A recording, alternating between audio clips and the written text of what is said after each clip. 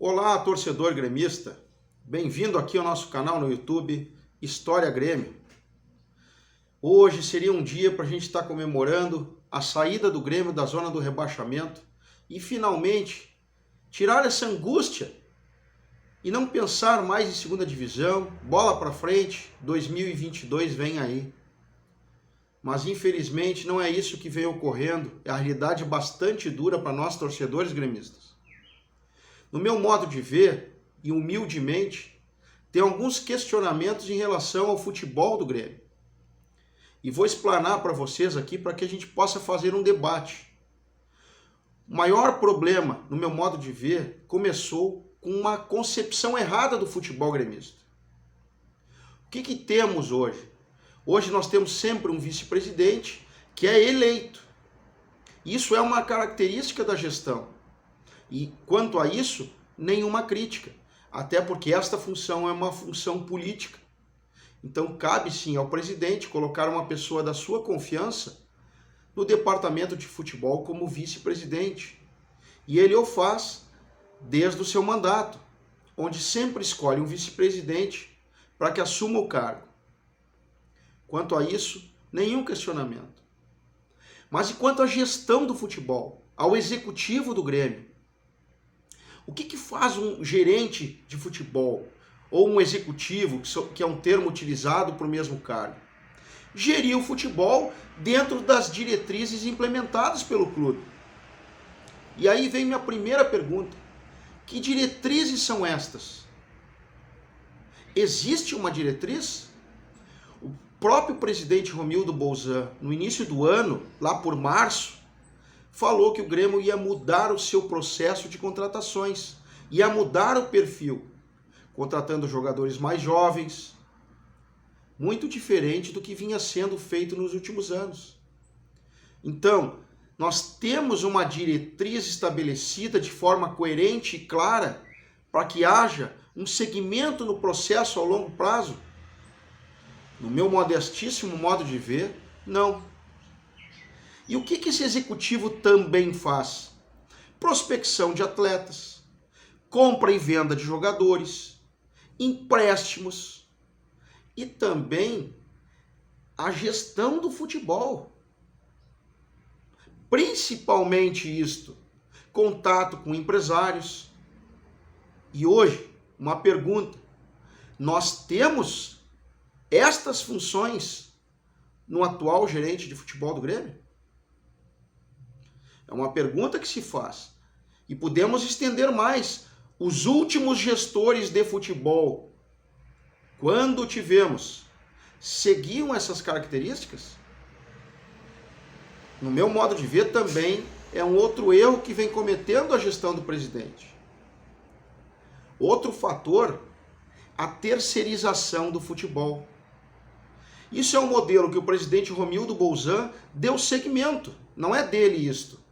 O Grêmio terceiriza o departamento de futebol desde 2012, vai fazer agora 10 anos.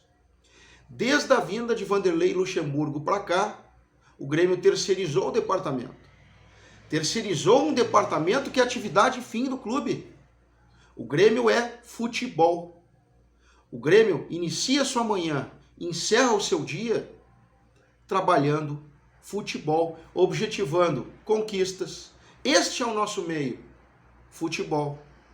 E quando se terceiriza um departamento, se perde muitas coisas. E também não temos o controle de muitas coisas que são feitas, da gestão do processo num todo. Esse é o problema da terceirização. E ela segue ocorrendo. Muitos podem me criticar nas redes, podem dizer que não. Mas se você analisar bem, o perfil é este, o mesmo. Outra questão, no meu modo de ver, é o erro nas contratações. Faça um levantamento das últimas 50 contratações que o Grêmio fez e me diga quais deram certo. São pouquíssimas contratações que nós fizemos dentro do Grêmio que deram resultado positivo. Isto é o quê? Um erro de processo, um erro de avaliação, entregar a decisão da contratação para pessoas que não tem a capacidade para tal. Muitas vezes foi entregue ao treinador e ele determinava o que fazer e ele era a pessoa que dava o ponto final. Isso foi dito em declarações públicas por dirigentes do Grêmio também. E quando se muda a concepção de contratações, as diretrizes de contratações, se troca o eixo. Depois que passou para treinadores, passou para o CDD do Grêmio, muitas vezes a decisão da contratação ou não ia parar na vice-presidência, onde ela, em comum acordo, decidia a contratação de um atleta ou não. Mas e as pessoas qualificadas para tal tomaram essa decisão? Muitas vezes não. Mas aqui cabe só ressaltar. Liste os últimos 50 contratados pelo Grêmio e veja quais deram os resultados positivos. Quero apenas fazer uma ressalva aqui para que esse vídeo não seja só críticas. As últimas contratações do Grêmio nesta última janela, no meu modo de ver, foram muito melhores do que as anteriores. Hamilton Campas e Vila Sante são jogadores de futuro que podem crescer no Grêmio. São jovens que têm talento e que, evidentemente, num time conturbado rendem menos. Num time azeitado, rendem mais. Isso é uma questão a avaliar. Outra questão, técnicos. Se vocês analisarem de 2015 para cá, a sorte ajudou muito o Grêmio. Porque o Grêmio tentou o Cristóvão Borges. Lembram disso? E a sorte nos privilegiou e Cristóvão não veio para o Grêmio. Depois o Grêmio tentou Doriva. Vocês devem se lembrar daquele rolo que deu com o Vasco, com o presidente Eurico Miranda, dizendo que o Grêmio estava atravessando o negócio. Pois é, tentamos o Doriva. A sorte esteve do nosso lado também. Só que com a saída do Renato, a sorte nem sempre acompanha. E tentamos e conseguimos contratar Thiago Nunes. Um erro total de avaliação, no meu modo de ver. E aí deu no que deu, com um trabalho curtíssimo de praticamente 3 meses. E quando analisamos o perfil, analisamos por que o Grêmio trouxe Luiz Felipe Scolari. Um vencedor, uma pessoa de grande serviço prestado ao Grêmio. Em primeiro lugar, para tirar o Grêmio da zona do rebaixamento. E até o momento, Felipão e a sua equipe, com Paulo Turra também, não conseguiu. O Grêmio segue na zona do rebaixamento, embora tenha um rendimento muito maior do que o antigo treinador. Mas os resultados não estão sendo suficientes para que o Grêmio saia da zona. E tivemos 2 oportunidades. No domingo passado contra o Sport e ontem contra o Cuiabá. E não conseguimos. Não adianta olhar os resultados no entorno, o que os adversários conseguem de pontos. Se nós, Grêmio, não conseguimos vencer e fazer por si. E a segunda questão, por que Felipão também veio para o Grêmio? Para reformular o plantel. Esse é um outro objetivo. A vinda de Felipão também serviria para a reformulação do plantel para 2022. O que está acontecendo nesse momento com o Grêmio numa situação bastante ruim na tabela?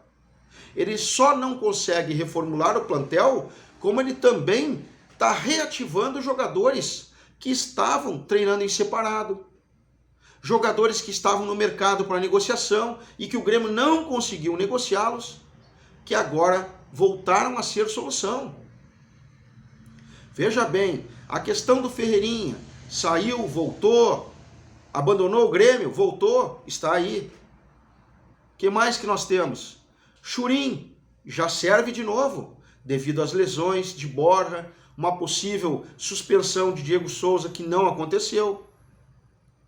E aí nós vemos alguns atletas que estão retornando e que estavam para ser dispensados. Qual é a convicção? Não há convicção. O próprio Jean-Pierre, que também estava afastado agora, que o Grêmio não queria mais o jogador, embora publicamente não dissesse isso, agora já virou solução de novo e entrou ontem. Então, são alguns erros na concepção do futebol que fazem a médio e longo prazo que o Grêmio esteja hoje, infelizmente, nessa situação. Esperamos que o Grêmio consiga se acertar. A boataria de que Felipão está saindo hoje. Espero que isso não seja verdadeiro, porque uma troca de treinador nesse momento não ajuda em nada. A não ser que o próximo treinador entre e consiga rapidamente mudar os resultados. No entanto, o que o Grêmio precisaria, ele mesmo não faz por si: vencer. Uma vitória acalma os ânimos. Param as brigas, param as especulações, o ambiente fica menos conturbado e as coisas seguem com maior fluidez. Mas o Grêmio não vem conseguindo isso. Então a especulação é enorme em cima de nomes, em cima de demissão, em cima de troca do comando técnico, em cima de troca da direção de futebol. E isso não é bom para o Grêmio. É apenas uma análise minha, uma opinião em cima do que eu vejo, das coisas que eu consigo obter de informação, que eu coloco aqui para vocês, para que a gente possa discutir e fomentar esse debate em relação ao futebol tricolor. Um grande abraço e até o próximo vídeo. Te convido para conhecer o canal do Gremista Historiador no Instagram, maior acervo particular de objetos do Grêmio no Brasil. Te convido para conhecer a EducaCoin, a primeira criptomoeda brasileira voltada ao ramo da educação. E te inscreve lá em kto.com, digita o código promocional História Grêmio e obtenha vantagens.